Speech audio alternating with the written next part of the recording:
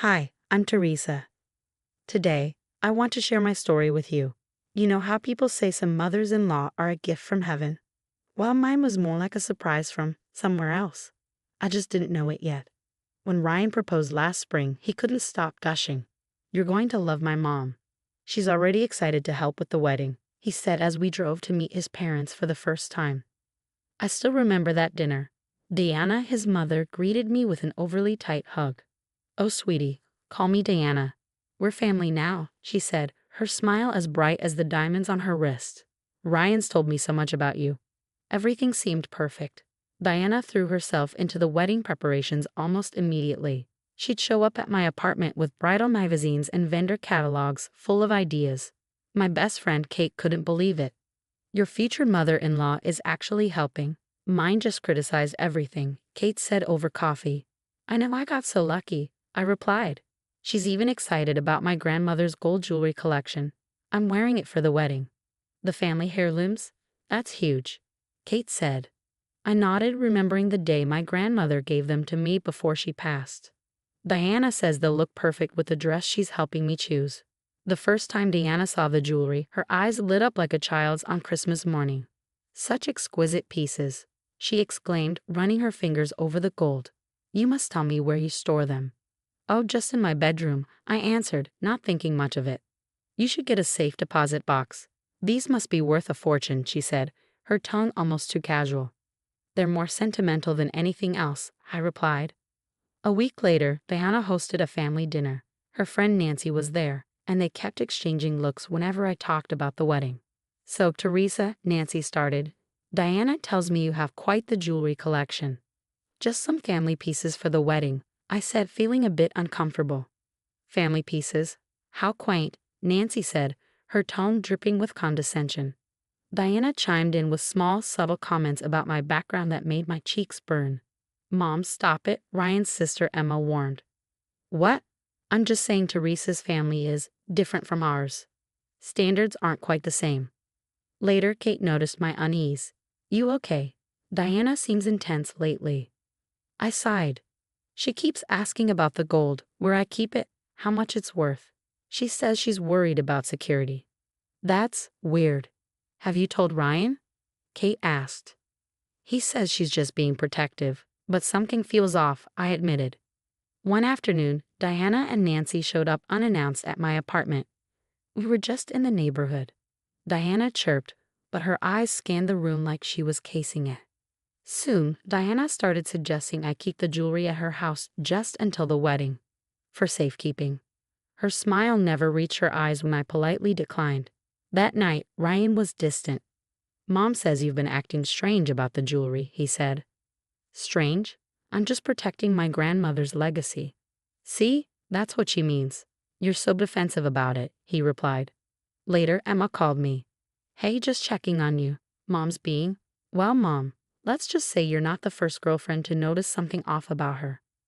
I didn't know it then, but Diana had plans for my grandmother's gold, plans that would tear my relationship apart and reveal her true nature to everyone. 3 weeks before the wedding, I opened my jewelry box to show Kate the collection one last time before getting it cleaned. My heart dropped. "Kate, it's gone. Everything's gone." "What do you mean, gone? Did you move it?" Kate asked, her voice tense. No, I always keep it right here." I stammered, my heart pounding. My phone buzzed. It was a text from Diana. "Ryan needs to talk to you. Coming over now." Kate grabbed my arm. "Wait. Isn't it strange she's texting you right when we discover this?" Before I could respond, Ryan burst through the door, with Diana hovering behind him like a storm cloud. "Is it true?" he demanded, his face tight with confusion. "Is what true?" I asked, bewildered. "Mom says you've been acting strange. She told me you're planning to run away, talking about money problems, stressed over the wedding costs." Diana stepped forward, her face a mask of concern.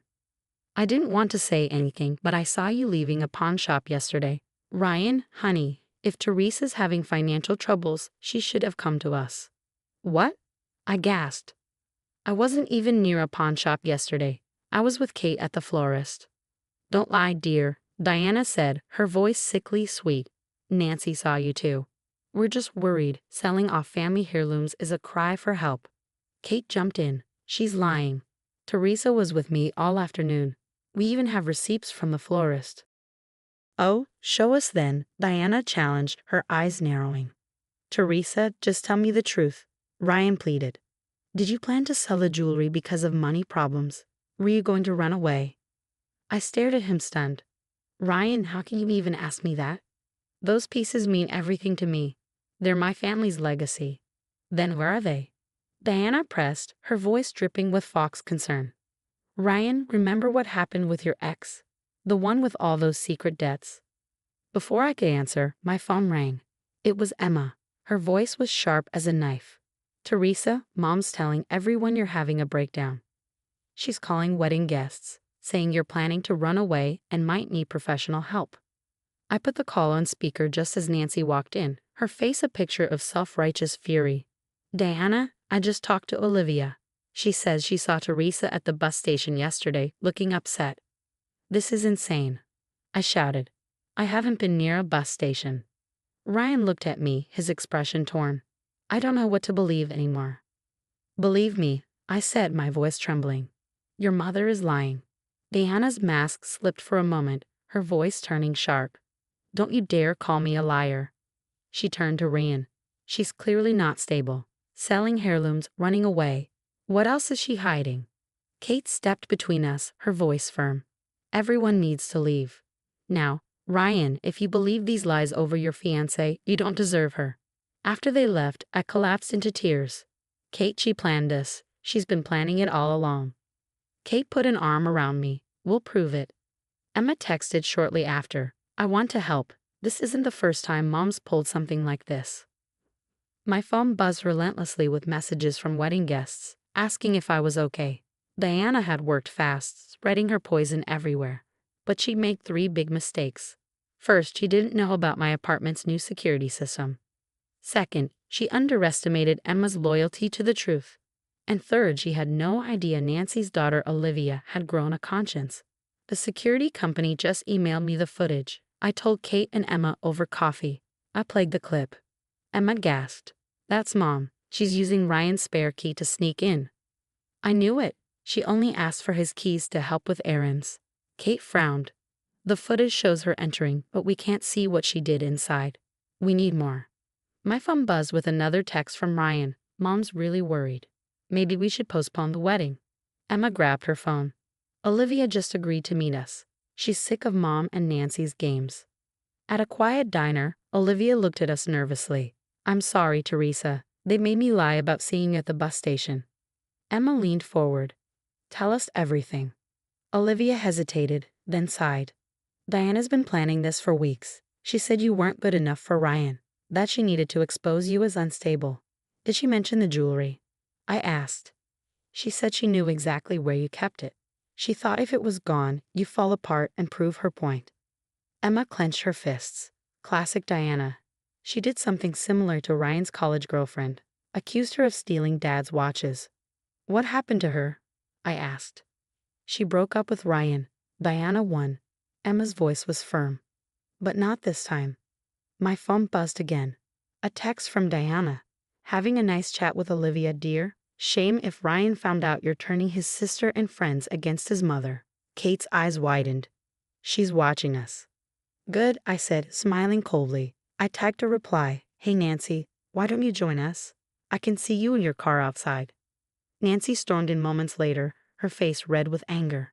Olivia, get in the car. Now. No, Mom. I'm done lying for you and Diana, Olivia snapped. Emma stepped forward, her tone icy. Nancy, we have the footage. Want to see your best friend breaking into my future sister-in-law's apartment? Nancy's face turned pale, her bravado faltering. Diana said she was just trying to protect Ryan, Nancy stammered. By stealing my grandmother's jewelry? By spreading lies? I shot back. Olivia, trembling but resolute, blurted, she has the jewelry at her house. It's in the guest room closet behind the old photo albums. Olivia, stop talking. Nancy hissed. Or what? Kate interjected, phone in hand, recording everything. Go on, Nancy. Tell us what Diana will do. My phone rang, breaking the tension. It was Ryan. Babe, where are you? Mom's having some kind of emergency. She wants everyone at the house right now. I glanced at the group and smiled. Perfect timing. We're all on our way. Emma's grin was wicked, ready to take down the queen of manipulation. More than ready, I turned to Nancy. And you're coming too. Time to pick a side. When we arrived at Diana's house, the five of us, Kate, Emma, Olivia, Nancy, and I, stood united. Diana opened the door, her usual composed smile faltering when she saw us. "What's this?" she asked, her voice tight. "Ryan, honey, I said I wanted a private family meeting." "Oh, but we're all family here, aren't we, Diana?" I stepped forward, my voice calm but cutting. "Especially since you've been so concerned about my grandmother's jewelry." Ryan looked at me, confused. "Mom, what's she talking about?"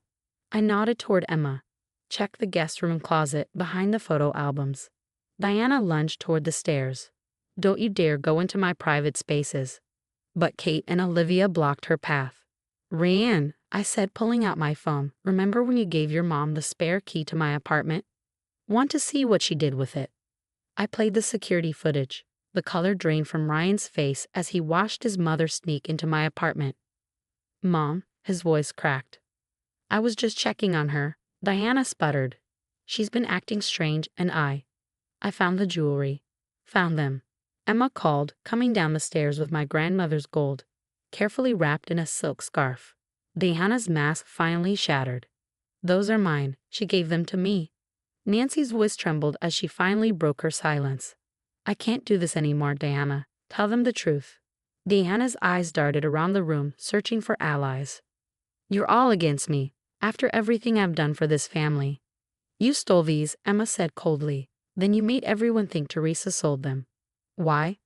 "She's not right for Ryan," Diana shrieked.